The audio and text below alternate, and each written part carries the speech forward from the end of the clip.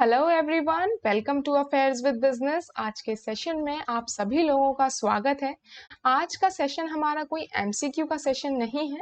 इस सेशन में आज हम बैंकिंग एंड फाइनेंशियल इंस्टीट्यूशन के एक टॉपिक है जिसमें आप लोगों को सबसे ज्यादा कंफ्यूजन या फिर डाउट रहता है या आप लोग डरते हैं। Measures of money supply, measures of money supply, जिसमें M1, M2, M3, M4 ये सब आता है। ठीक है, इस टॉपिक को आज हम बहुत ही डिटेल में और अच्छे से समझेंगे और कोशिश करेंगे कि क्लास में ही ये हमको याद हो जाए। ठीक है, चलिए तो क्लास शुरू करते हैं। उससे पहले वो सभी स्टूडेंट्स जो झारखंड पीजीटी कॉमर्स या एमपीपीएससी असिस्टेंट प्रोफेसर एग्जाम की प्रिपरेशन कर रहे हैं, आप सभी लोगों के लिए हमारे ऐप पर कंप्लीट कोर्स अवेलेबल है आपके सिलेबस के अकॉर्डिंग, जिसमें आपको कंप्लीट रिकॉर्डेड लेक्चर्स मिल जाएंगे अनलिमिटेड व्यूज के साथ। कितनी बार भी आप देख सकते हैं। क्लासेस आपको CA NET JRF qualified teacher से मिल जाएंगी। एमसीक्यू प्रैक्टिस सेशन होंगे, नोट्स आपको प्रिंटेबल फॉर्मेट्स में मिल जाएंगे जो दोनों ही लैंग्वेजेस में होंगे, Hindi as well as in English. ठीक है, और साथ ही में और अच्छी प्रैक्टिस के लिए आपको मॉक टेस्ट और क्विजेस अवेलेबल होंगे। तो वो सभी स्टूडेंट्स जो अपनी तैयारी करना चाहते हैं और कोर्स परचेज करना चाहते हैं, तो आप हमारे ऐप से अफेयर्स विद बिजनेस, जिसका लिंक डिस्क्रिप्शन में गिवन है, कोर्स को परचेज कर सकते हैं। ठीक है, चलिए क्लास शुरू करते हैं। देखिए, तो आज का जो हमारा मेन टॉपिक है वो है मेजर्स ऑफ मनी सप्लाई। क्या है? Measures of money supply. तो हमको ये समझना है कि मनी सप्लाई को मेजर कैसे करते हैं, ये टॉपिक है हमारा आज का मेन। मगर उससे पहले हमें ये समझने की जरूरत है कि मनी सप्लाई होता क्या है। Money supply in the economy, what is money supply. Topic तो हम पढ़ेंगे मेजर्स ऑफ मनी सप्लाई, मगर ये टॉपिक आया क्यों, इस टॉपिक का इम्पोर्टेंस क्या है। ठीक है, तो चलिए थोड़ा सा पहले इसका ब्रीफ समझते हैं, आया कैसे ये। देखिए, जब हमने आप लोगों ने बैंकिंग और फाइनेंशियल इंस्टीट्यूशन यूनिट पढ़ी होगी, तो हम reserve bank of India, RBI, जो कि सेंट्रल बैंक है इंडिया का, उसके बारे में पढ़ते हैं। तो काफी सारी चीजें पढ़ते हैं, फंक्शंस पढ़ते हैं, कब स्टैब्लिश हुआ, ओरिजिन, एवरीथिंग। ठीक है, इसको मैंने बैंकिंग और फाइनेंशियल इंस्टीट्यूशन की एमसीक्यू सीरीज में भी कवर किया है। अगर कोई भी डाउट है तो वहां भी आप देख सकते हैं। तो आरबीआई का क्या फंक्शंस हैं, क्या वर्किंग है उसकी। वो एपेक्स बैंक है, पूरी बैंकिंग रेगुलेशन जो इंडिया की है उसको कंट्रोल करता है। तो उसके लिए ही एक हम पढ़ते हैं कि आरबीआई क्या इंट्रोड्यूस करता है, monetary policy. Various other functions तो हैं ही आरबीआई के। हम बात कर रहे हैं मॉनेटरी पॉलिसी के बारे में कि आरबीआई मॉनेटरी पॉलिसी इशू करती है। और मॉनेटरी पॉलिसी इशू करने के पीछे जो मेन एम होता है आरबीआई का, वो होता है क्या, to control money supply in the economy. To control money supply in the economy. ठीक है, और मनी सप्लाई को कंट्रोल करने के लिए मॉनेटरी पॉलिसी की मदद से आरबीआई वेरियस इंस्ट्रूमेंट की हेल्प से मनी सप्लाई को इकोनॉमी में कंट्रोल करती है।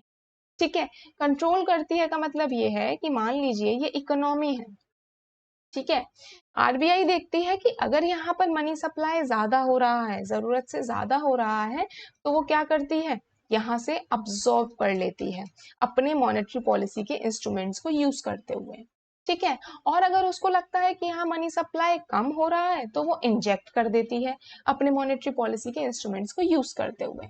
ठीक है, ये बात क्लियर है। मगर आरबीआई को ये कैसे पता चलता है कि इकोनॉमी में एक पॉइंट ऑफ टाइम पर मनी सप्लाई ज्यादा हो रहा है या कम हो रहा है। कंट्रोल तो वो बाद में करेगी ना, कंट्रोल तो सेकंड स्टेप है। फर्स्ट स्टेप क्या है कि पहले आरबीआई यही पता करे कि इकोनॉमी में एक्चुअल में मनी सप्लाई उस वक्त कितना है, तभी तो वो ये डिसाइड करेगी कि ज्यादा हो रहा है या कम हो रहा है। राइट, तो इस चीज को ही देखने के लिए क्या आता है, क्या टॉपिक आता है, measures of money supply. Measures of money supply. अब मनी सप्लाई होता क्या है, देखिए, मनी सप्लाई का मतलब है the total stock of money in circulation among the public at a particular point of time. मतलब एक कंट्री में एक पॉइंट ऑफ टाइम पर पब्लिक के पास सर्कुलेशन में कितनी करेंसी है, total stock of money, total जो सर्कुलेशन में है, उसको कहा जाता है मनी सप्लाई। ठीक है, उसको क्या कहा जाता है, मनी सप्लाई। ठीक है, ये एक स्टॉक कॉन्सेप्ट है। स्टॉक कॉन्सेप्ट का मतलब ये है, दो कॉन्सेप्ट होते हैं, एक स्टॉक कॉन्सेप्ट होता है, एक फ्लो कॉन्सेप्ट होता है। स्टॉक कॉन्सेप्ट का मतलब ये है कि एक पॉइंट ऑफ टाइम पर कितना मनी सर्कुलेट हो रहा है उसको आप निकाल सकते हो, कैलकुलेट कर सकते हो, इसलिए स्टॉक कॉन्सेप्ट है। फ्लो कॉन्सेप्ट में क्या होता है कि डेली बेसिस पर उस चीज को बताना मुश्किल है। फॉर एग्जाम्पल कोई कंपनी है, प्रॉफिट्स अर्न करती है, अगर पूछ लिया जाए कि कंपनी कितने प्रॉफिट अर्न कर रही है, आज कितना कर रही है, कल कितना कर रही है, तो डेली बेसिस पे बताना इज क्वाइट डिफिकल्ट, बताया नहीं जा सकता। क्योंकि मान लीजिए आज कंपनी ने प्रॉफिट अर्न किया है, आपने आज का कैलकुलेट करके बता दिया और कल ही उसको बहुत बड़ा लॉस हो गया, तो प्रॉफिट बताने के लिए कितने टाइम में हुआ है, तो वो क्या करना पड़ेगा, उसके लिए कुछ सर्टेन टाइम पीरियड के लिए रुकना पड़ेगा, राइट। तो वो एक फ्लो कॉन्सेप्ट है, कभी प्रॉफिट होगा कभी लॉस होगा। मगर ये क्या है, अगर आपसे पूछा जाए कि मनी सप्लाई क्या है, तो वो एक स्टॉक कॉन्सेप्ट है। ठीक है, ये मनी सप्लाई वो पूरा मनी जो सर्कुलेशन में है पब्लिक के साथ एक पर्टिकुलर पॉइंट ऑफ टाइम पर, उसे कहते हैं मनी सप्लाई। ठीक है, अब ये कैलकुलेट करने के लिए, ये देखने के लिए कि एक टाइम पर इकोनॉमी में कितना मनी सप्लाई है, कितना पैसा सर्कुलेट हो रहा है, कितनी करेंसी सर्कुलेट हो रही है, उस चीज को मेजर करने के लिए आते हैं आपके मेजर्स ऑफ मनी सप्लाई, जिनको मेनली 4 कैटेगरीज में डिवाइड किया जाता है, M1, M2, M3 और M4। एक M0 होता है, ठीक है, वो अलग है, उसको हम समझेंगे वो क्या है। मगर मेनली जो मनी सप्लाई को मेजर करता है वो करते हैं with the help of M1, M2, M3 and M4। Clear है ये चीज बिल्कुल। ये जो क्लासिफिकेशन है मनी सप्लाई का, वो 1977, अप्रैल 1977 में रिजर्व बैंक ऑफ इंडिया ने दिया था। कब दिया था, इंट्रोड्यूस किया था अप्रैल 1977 में। क्लियर है, आई होप अब आपको ये चीज बिल्कुल क्लियर हो गई हो कि क्या मनी सप्लाई है और क्यों मेजर्स ऑफ मनी सप्लाई का कॉन्सेप्ट आया है, राइट। अब देखिए, अब हमको ये समझना है कि मेजर्स ऑफ मनी सप्लाई जो हमें M1, M2, M3, M4 दिया हुआ है, और उससे पहले सबसे पहले हम डिस्कस कर लेंगे M0। ठीक है, कि उसमें वो अलग क्यों है, वो क्या बात कर रहा है, M0 को हम क्या बोलते हैं, वो हम पढ़ लेंगे। ठीक है, देखिए, मेजर्स ऑफ मनी सप्लाई। अब ये पढ़ने से पहले हमको कुछ कॉन्सेप्ट हमें क्लियर हो जाने चाहिए, क्योंकि इसमें हमारे कुछ वर्ड्स आने वाले हैं जिसमें आपको फिर डाउट रहेगा। ठीक है, जैसे डिमांड डिपॉजिट हो गया, टाइम डिपॉजिट हो गया, पोस्ट ऑफिस सेविंग्स बैंक हो गया, ये कुछ ऐसे टर्म्स हैं जिनको हमको समझ लेना चाहिए। ठीक है, तो देखिए, सबसे पहले अगर आप लोग नोट करना चाहें तो नोट कर सकते हैं, अगर आप लोगों को जानना हो तो सबसे पहले एक वर्ड हम लोग देख लेते हैं, currency in circulation. Currency in circulation with public, public के पास कितनी करेंसी है, तो इसका सीधा सीधा मतलब यही है, करेंसी विद पब्लिक या फिर currency in circulation with public का मतलब यही है कि पब्लिक, एक देश की जनता के पास कितना पैसा है सर्कुलेशन में, इन फॉर्म ऑफ उनके पास कितना पैसा है, राइट। ठीक है, ये तो होगी करेंसी इन सर्कुलेशन की बात। फिर बात आती है, अगर आप लोगों को लिखना हो अपने याद रखने के लिए तो आप लोग लिख सकते हैं। उसके बाद आता है आपका डिपॉजिट्स। इन टर्म को मैं इसलिए समझा रही हूँ क्योंकि ये अभी हम लोग जो मेजर्स ऑफ मनी सप्लाई समझेंगे तो उनमें ये टर्म बार बार यूज किए जाएंगे, तो आप लोगों को समझ में आना चाहिए कि ये किस रेफरेंस में बात हो रही है, राइट। एक टर्म आता है आपका डिपॉजिट्स। डिपॉजिट्स मेनली दो टाइप के हैं, demand deposit and time deposits. Demand deposits and time deposits. ठीक है, अब देखिए, डिमांड डिपॉजिट और टाइम डिपॉजिट क्या है। डिमांड डिपॉजिट तो वो है जिसको, डिमांड डिपॉजिट, ऑन डिमांड का मतलब ये है कि एक ऐसा डिपॉजिट जिसको आप अपनी डिमांड पर कभी भी विदड्रॉ कर सकते हो। फॉर एग्जांपल, जो आप अपने बैंक्स में सेविंग्स अकाउंट, बैंक अकाउंट खुलवाते हो, तो उसको आप कभी भी जब आपका मन करता है अपने यूपीआई से पेमेंट कर दिया, एटीएम से कैश विदड्रॉ कर लिया, वो होते हैं आपके डिमांड डिपॉजिट्स। ठीक है, जब भी आपका मन कर रहा है, जब भी आपको उसकी जरूरत है, ऑन डिमांड आपने उसको क्या कर लिया, विदड्रॉ कर लिया। टाइम डिपॉजिट्स क्या होते हैं, टाइम डिपॉजिट्स होता है कि वक्त आने पर, टाइम आने पर ही आप उनको डिपॉजिट कर सकते हो। फॉर एग्जाम्पल जो फिक्स डिपॉजिट्स वगैरह खुलवाते हैं, राइट, कि एक मेच्योरिटी पीरियड के बाद ही आप उनको क्या कर सकते हो, विड्रॉ कर सकते हो, राइट। तो ये चीज बिल्कुल क्लियर है, ये आप लिख लेना। अगर आपको डाउट हो तो लिख लीजिएगा, समझ आ रहा है तो बहुत अच्छी बात है। याद रखने के लिए बेहतर होगा आप लोग लिख लें कि डिपॉजिट्स दो टाइप के होते हैं, demand deposit, time deposit. Demand deposit वो है जिस डिपॉजिट को आप ऑन डिमांड विड्रॉ कर सकते हो, और टाइम डिपॉजिट वो है जो टाइम मेच्योरिटी पीरियड के बाद ही आप उस कैश को, उस अमाउंट को विड्रॉ कर सकते हो, राइट। इतनी चीज क्लियर है अभी आपको, ठीक है। फिर और जो भी वर्ड्स आएंगे उनको हम समझते चलेंगे। चलिए, तो सबसे पहले हम ये समझ लेते हैं M0, ठीक है। मेन आपके जो मेजर्स ऑफ मनी सप्लाई है वो है M1, M2, M3 और M4। M0 इनसे अलग है। कैसे? इसको हाई पावर्ड मनी भी कहते हैं, इसको सबसे बड़ी बात रिजर्व मनी भी कहते हैं, ठीक है। रिजर्व मनी ये मॉनेटरी बेस है, बेस मनी है, मॉनेटरी बेस है, बेस मनी है। क्यों? क्योंकि एक तरीके से इससे ये पता चलता है कि कितनी डिमांड है मनी की, ठीक है। जैसे देखिए M0 is equals to currency in circulation, जो भी करेंसी सर्कुलेशन में है, plus bankers deposits with RBI, जो भी बैंकर्स का डिपॉजिट है आरबीआई के साथ, कैश रिजर्व्स विद बैंक, जो भी कैश रिजर्व्स है बैंक के साथ, या फिर other deposits with RBI, RBI के साथ जो भी डिपॉजिट्स हैं, ठीक है। इसको ऐड करके बनता है आपका M0। इसको मॉनेटरी बेस और बेस मनी भी कहा जाता है, इसको हाई पावर्ड मनी भी कहा जाता है। क्लियर है ये चीज बिल्कुल, ठीक है। रिजर्व मनी, M0 की खास बात यह है कि इसको रिजर्व मनी कहा जाता है, हाई पावर्ड मनी कहा जाता है, ठीक है। M0 रिजर्व मनी ये दिखाता है, ये मॉनेटरी बेस इसलिए है, बेस मनी इसको इसलिए कहा गया है क्योंकि ये रिप्रेजेंट करता है कि आरबीआई ने कितना पैसा जो है वो रिड्यूस किया है, क्या डिमांड आने वाली है, ये बेस बनता है सभी चीजों का, ठीक है। इसलिए M0 को reserve money, high powered money कहा जाता है। इसका फॉर्मूला होता है, मतलब M0 किन चीजों को मिलके बनता है, करेंसी इन सर्कुलेशन, जो भी करेंसी सर्कुलेशन में है, plus bankers deposit with RBI, जिसको कैश रिजर्व्स विद बैंक भी कहा जाता है, या फिर अदर डिपॉजिट्स विद आरबीआई, ये होता है आपका M0 रिजर्व मनी, ठीक है। ये आपको इसके जो अदर नेम्स हैं वो बहुत इंपॉर्टेंटली याद रखने हैं, high powered money, monetary base या फिर बेस मनी। क्लियर है ये चीज बिल्कुल। अब देखिए, अब आते हैं हम मेन अपने 4 मेजर्स ऑफ मनी पर, जो है हमारे M1, M2, M3 and M4, ठीक है। देखिए, जो है आपके M1, M2, M3 and M4, ठीक है। अब देखिए, क्या समझने वाली बात है इसमें। सबसे पहले हम लोग पढ़ते हैं M1। M1 क्या है? M1 को आप लोगों को जो अदर नेम्स हैं वो जरूर याद रखना है। M1 क्या है? Narrow money. M1 क्या है? Narrow money. नैरो मनी मतलब, अब इसका मतलब ये है कि ये कुछ ना कुछ लिमिटेड आइटम ही अपने अंदर इंक्लूड कर रहा है, ठीक है।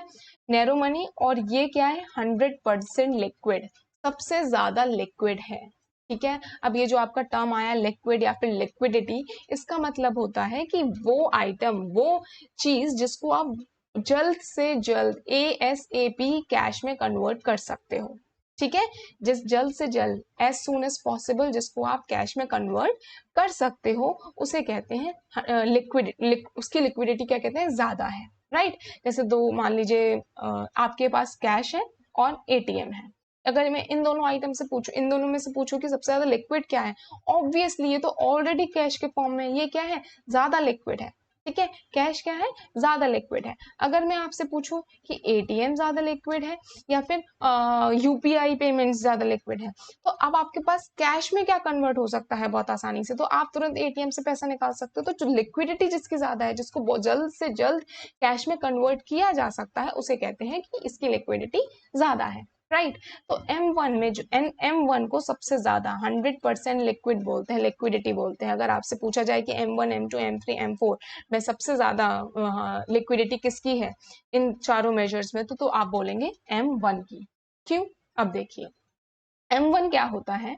M1 इंक्लूड करता है करेंसी विद पब्लिक, ठीक है, currency with public plus currency with public plus demand deposits with banking system, demand deposits, ठीक है, demand deposits with banking system, current account जो सेविंग्स अकाउंट ये सब होता है, plus other deposits with RBI, other deposits, ठीक है, other deposits तो ठीक है। अब हमको ये समझना है अदर डिपॉजिट्स इसलिए लिखा है कि कुछ भी मिस आउट ना हो, अदर डिपॉजिट्स में और चीजें आती हैं, ठीक है। आपको मेनली याद रखना है कि M1 में क्या इंक्लूड हो रहा है, currency with public and demand deposits with banking system. Currency with public का मतलब ये है कि हमने समझ लिया जो भी करेंसी पब्लिक के पास है, plus demand deposit. Demand deposit क्या है, जिसको आप ऑन डिमांड पर कभी भी विड्रॉ कर सकते हो, तो इसलिए ये क्या है, इन चारों मेजर्स में से सबसे ज्यादा लिक्विड एसेट है। Plus other deposits with RBI, other deposits with RBI, clear है। ये तीन चीज मिलके क्या बनाता है, M1 बनाता है, currency with public plus demand deposits plus other deposits with RBI, ठीक है। चलिए अब देखिए दूसरी चीज है M2, दूसरा मेजर है M2। M2 को is also known as liquid money, इसको लिक्विड मनी भी कहते हैं, जो अदर नेम्स में आता है, जैसे M1 का अदर नेम नैरो मनी है, सबसे ज्यादा लिक्विड मगर नैरो मनी है, M1 है, ठीक है। M2 को लिक्विड मनी, अदर नेम जो है उसको लिक्विड मनी भी कहते हैं, क्यों, इसका फॉर्मूला है M1 plus saving deposits of post office saving banks.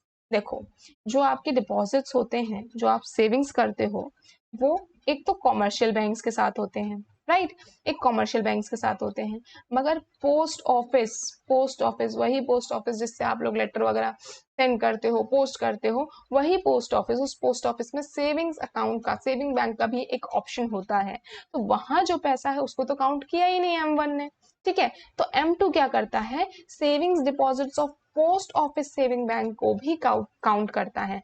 M1 तो है ही है, M1 है मतलब क्या है कि currency with public plus demand deposit plus other deposits with RBI plus, मतलब M1 तो है ही, प्लस क्या है आपका post office savings deposit of post office savings bank, तो यहाँ सिर्फ मैं पोस्ट ऑफिस को रिप्रेजेंट करते हुए पोस्ट ऑफिस लिख देती हूँ, PO, ठीक है। क्लियर है ये चीज बिल्कुल, मतलब M1 में currency with public, demand deposit और other deposits with RBI. M2 का सीधा सीधा फॉर्मूला ये है कि M1 plus post office savings bank account, ठीक है, deposits with post office savings bank, ठीक है। क्लियर है ये चीज बिल्कुल, M2 याद हो गया, M1 प्लस इसमें सिर्फ एक चीज इंक्लूड हो गई है, क्या आ गई है, जो पोस्ट ऑफिस बैंक के साथ जो डिपॉजिट्स हैं, जो सेविंग्स है, उनको और M2 ने इंक्लूड कर लिया है, राइट, क्लियर है। अब चलिए, अब तीसरा आता है आपका मेजर M3, जिसको ब्रॉड मनी भी कहते हैं। आपसे डायरेक्ट क्वेश्चन पूछा जा सकता है कि ब्रॉड मनी किसे कहते हैं, नैरो मनी किसे कहते हैं, तो M3 को क्या कहा जाता है, ब्रॉड मनी कहा जाता है।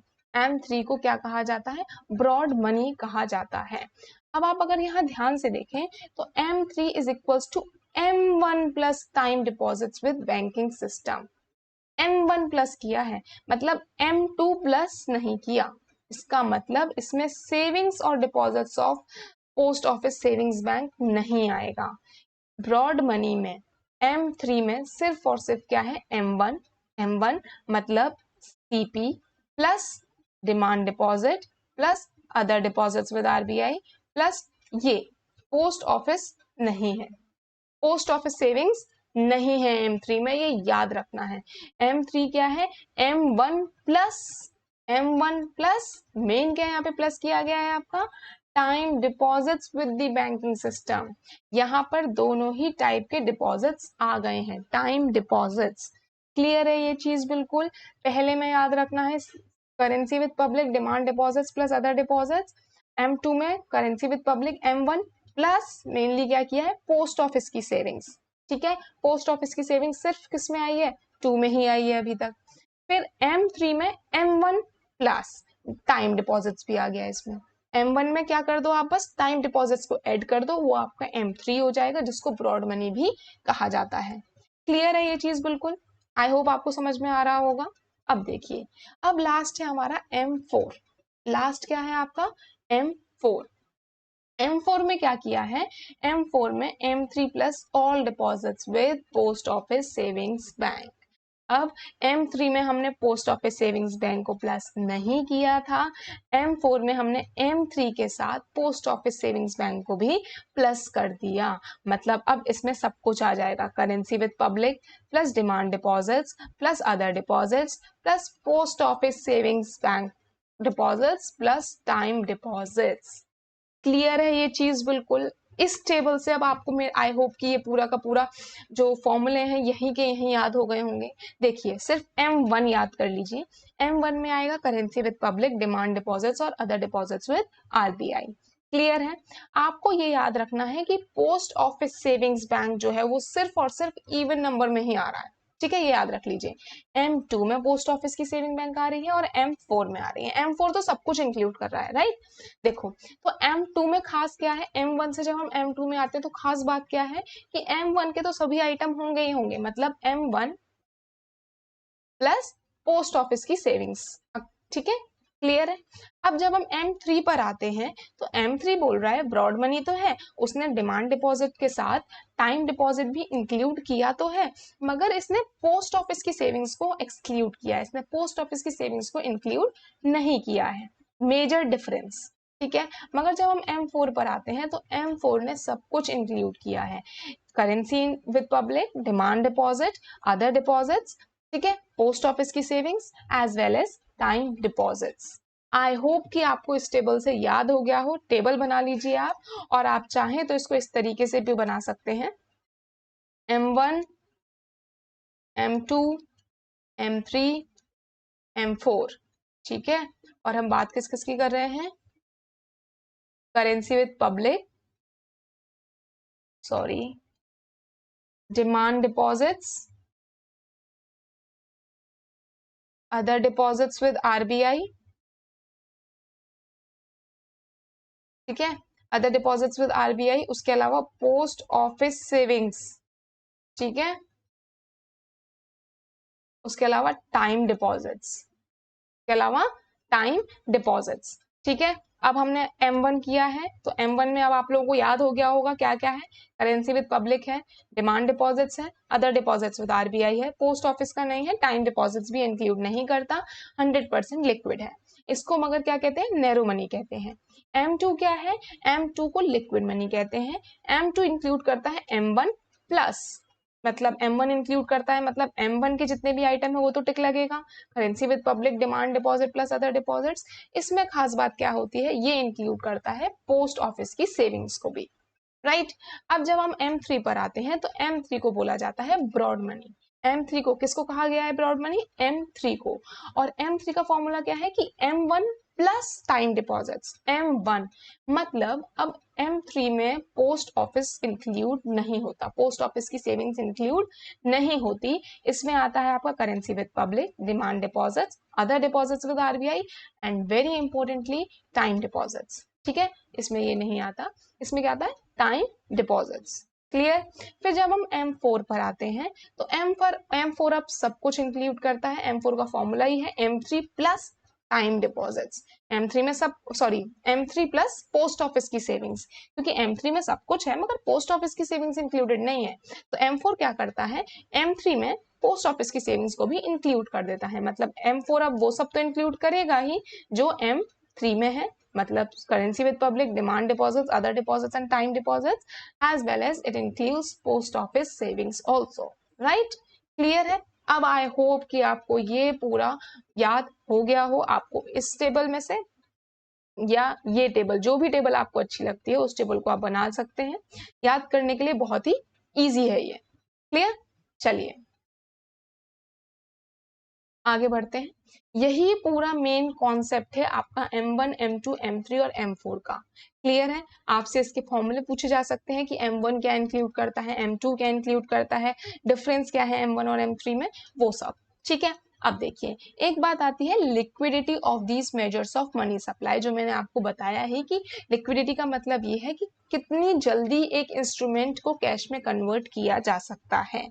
ठीक है, तो जो लिक्विडिटी हायरार्की है इन मेजर्स ऑफ मनी सप्लाई की, वो ये है कि M1 सबसे ज्यादा लिक्विड होता है, उससे कम M2, उससे कम M3 और सबसे कम M4। तो M1 सबसे ज्यादा लिक्विड है और M4 सबसे कम liquid money supply, measure of money supply है। ठीक है, ये चीज आपको याद रखनी है। क्लियर है ये चीज बिल्कुल? ठीक है, चलिए, तो बस यही हमारा कॉन्सेप्ट है मेजर्स ऑफ मनी सप्लाई का, जिससे आपको बहुत डर लगता है, इसमें कुछ भी नहीं है। एज पर द टेबल आपको याद हो गया होगा अब मनी सप्लाई क्या है, क्यों मनी सप्लाई को हमको पढ़ना होता है, क्यों आरबीआई पहले ये तो देखेगी ना कि इकोनॉमी मनी सप्लाई कितनी है, तभी वो करेक्टिव मेजर्स लेगी, राइट। तो इस तरीके से आरबीआई क्या करती है, इकोनॉमी में कितना मनी सप्लाई है उस चीज को कैलकुलेट करती है। अब कोई भी डाउट ना रहे उसके लिए हम इस टॉपिक से रिलेटेड कुछ इंपॉर्टेंट एमसीक्यूज लगा लेते हैं। देखिए, फर्स्ट क्वेश्चन है, which of the following about money supply measure adopted in 1977 is correct. आपको बताना है कि इन चारों ऑप्शन में से कौन सा मनी सप्लाई के मेजर को 1977 में अडॉप्ट किया गया था। तो इन शॉर्ट अगर आप ध्यान से देखें तो आपको बस ये बताना है कि इन चारों ऑप्शन में से कौन सा फॉर्मूला सही है। ठीक है, तो देख लेते हैं। फर्स्ट है आपका M2 के बारे में दिया हुआ है, तो M2 आप जल्दी से रिकॉल करेंगे अगर, तो M2 क्या था, M1 और प्लस पोस्ट ऑफिस की savings, M1 plus post office की सेविंग्स। क्लियर, तो ये क्या हो जाएगा, M1 plus demand deposits with post office, ये तो बिल्कुल सही है। ठीक है, दूसरा देखते हैं M3 क्या था, M3 में हमें ये बहुत अच्छे से याद है कि M2 तो नहीं था, M2 नहीं था, मगर M1 प्लस क्या किया था, टेबल पे जाएंगे, क्या किया था, M3 क्या था, M1 तो है मगर M2 का पोस्ट ऑफिस नहीं है, ये क्या था, प्लस टाइम डिपॉजिट्स, मतलब M1 plus term deposits with bank, बिल्कुल सही है ये स्टेटमेंट भी। टाइम डिपॉजिट, टर्म का मतलब यही है कि अकॉर्डिंग टू टाइम डिपॉजिट्स। फिर M4 की अगर हम बात करें, M4 क्या था आपका, M3 plus total deposits with post offices, ये स्टेटमेंट भी बिल्कुल सही है। इसका मतलब चारों ही फॉर्मूले बिल्कुल सही है, all of the above is the correct answer. ठीक है, चलिए, नेक्स्ट क्वेश्चन है आपका, विच of the following is most liquid major of money supply in India. अब मैंने आपको बताया ही, लिक्विडिटी का मतलब ये है कि जो बहुत तेजी से कैश में कन्वर्ट किया जा सके, और सबसे ज्यादा लिक्विड मनी सप्लाई मेजर कौन सा है, अगर ये पूछा जाए तो आप क्या आंसर लगाएंगे, M1 M2 M3 M4 में से M1 सबसे ज्यादा लिक्विड है, और लीस्ट लिक्विड कौन सा है, M4 लीस्ट लिक्विड है। ठीक है, therefore A is the correct answer. Clear, चलिए, नेक्स्ट क्वेश्चन है, which of the following is known as broad money. Broad money किसे कहा गया है, अब ये आपको बहुत अच्छे से याद होना चाहिए, और इसको आप बिल्कुल भी कंफ्यूज नहीं करेंगे M4 से कि M4 में सब इंक्लूड हो रहा है तो वो ब्रॉड मनी होगा, बिल्कुल नहीं। हमने क्या पढ़ा है, ब्रॉड मनी क्या है, M1 M2 M3 और M4 में से ब्रॉड मनी क्या है, C is the correct answer. M3 is also known as broad money. ठीक है, क्लियर है, चलिए, नेक्स्ट क्वेश्चन है, who regulates money supply in India. अब ये तो मैंने आपको एकदम टॉपिक जब शुरू हो रहा था तभी आपको बताया है मैंने कि आरबीआई ही देखती है। तो who regulates money supply in India, government of India, reserve bank of India, commercial bank या planning commission, reserve bank of India. और reserve bank of India money supply को किसकी मदद से रेगुलेट कर पाती है, मॉनेटरी पॉलिसी के इंस्ट्रूमेंट्स की मदद से, मॉनेटरी पॉलिसी के इंस्ट्रूमेंट्स की मदद से। क्लियर है ये चीज बिल्कुल, चलिए, नेक्स्ट क्वेश्चन है, which of the following is true about M1 major of money supply. आपको बताना है कि इन चारों ऑप्शन में से M1 major of money supply के लिए कौन सा स्टेटमेंट सही है। देख लेते हैं, M1 plus C plus OD, C plus OD का मतलब ये है कि currency with public plus other deposits with RBI. फिर दूसरा है M1 is equals to demand deposits plus currency with public. तीसरा है M1 is equals to currency with public plus demand deposits plus other deposits. या फिर चौथा है M1 is equals to demand deposits plus other deposits plus currency with public. ठीक है, clear है ये चीज बिल्कुल। अब हम देख लेते हैं M1 क्या था आपका, M1 था आपका currency with public plus demand deposits plus other deposits with RBI, currency with public plus demand deposits plus other deposits with RBI।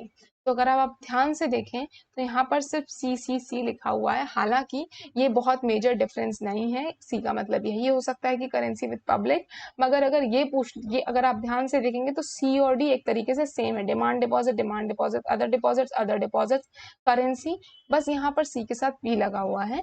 तो ये बस मोस्ट अप्रोप्रिएट आंसर हो जाएगा, मगर ये इतना मेजर डिफरेंस नहीं है, इतना क्लोज आई डोंट थिंक कि ऑप्शन आएगा। ठीक है, तो बस ये आपको याद रखना है कि M1 क्या है, M1 है आपका demand deposits plus other deposits plus currency with public, currency held with public. तो ये आप याद रखिएगा, मगर ज्यादा अप्रोप्रिएट अगर आंसर होगा, अगर आता है तो वो क्या होगा, CB, D will be the correct answer. Clear है? चलिए नेक्स्ट क्वेश्चन है, which of the following is known as narrow money. Narrow money किसे कहा जाता है? अब ये स्टेटमेंट, ये क्वेश्चन तो बहुत ही इजी है। नैरो मनी किसे कहा जाता है? M1, M2, M3, M4। सबसे पहले हमने जब अपना पढ़ाई शुरू की, सबसे पहले जब हमने ये टॉपिक शुरू किया, तभी हमने देखा कि M1 क्या है, M1 is the narrow money, M1 is also known as narrow money. It is very easy, हम लोग पढ़ चुके हैं इसको। अब देखिए नेक्स्ट क्वेश्चन है, which of the following is true about high powered money. High powered money के लिए कौन सा स्टेटमेंट इसमें से सही है? हाई पावर्ड मनी क्या है आपका, किससे रिप्रेजेंट करते हैं? M0 से। हाई पावर्ड मनी क्या है? बेस मनी है, मॉनेटरी बेस है वो RBI का। और हाई पावर्ड मनी किस किस को मिलके बनता है? करेंसी हेल्ड बाय पब्लिक या फिर with demand deposit, currency held by public plus bankers deposits with RBI, total deposit plus demand deposit, currency held by public plus total deposits. Main जो इसमें था क्या था, हाई पावर्ड मनी, ये base बनता है, RBI और गवर्नमेंट ने मिलकर कितना पैसा प्रोड्यूस किया है उस चीज को रिप्रेजेंट करता है। तो हाई पावर्ड मनी क्या था? करेंसी हेल्ड विद पब्लिक तो था, तो मतलब A, B और D में से कुछ तो है। प्लस डिमांड डिपॉजिट्स था, नहीं। टोटल डिपॉजिट्स भी नहीं आएगा, फिर ये था बैंकर्स डिपॉजिट्स विद RBI, जिसे कैश रिजर्व्स विद बैंक कहते हैं। ठीक है, B is the correct answer. Clear? चलिए अब लास्ट क्वेश्चन है आज की क्लास का, the basic distinction between narrow money and broad money is the. जो बेसिक डिफरेंस है नैरो मनी और ब्रॉड मनी के बीच में वो क्या है? तो अब आपको पहले तो ये पता होना चाहिए कि नैरो मनी किसे कहते हैं, जो हम ऊपर सॉल्व कर चुके हैं। नैरो मनी कहते हैं M1 को। फिर ब्रॉड मनी किसे कहते हैं? ब्रॉड मनी कहते हैं M3 को। इन दोनों के बीच में बेसिक डिफरेंस क्या है? M1 क्या इंक्लूड करता है? M1 इंक्लूड करता है currency held with public plus demand deposits plus other deposits. ठीक है, M2 क्या इंक्लूड करता है? M3 जिसको ब्रॉड मनी भी कहते हैं। M3 की डेफिनेशन फॉर्मूला क्या था आपका? M1 प्लस क्या ये इंक्लूड कर रहा था नया? क्या इंक्लूड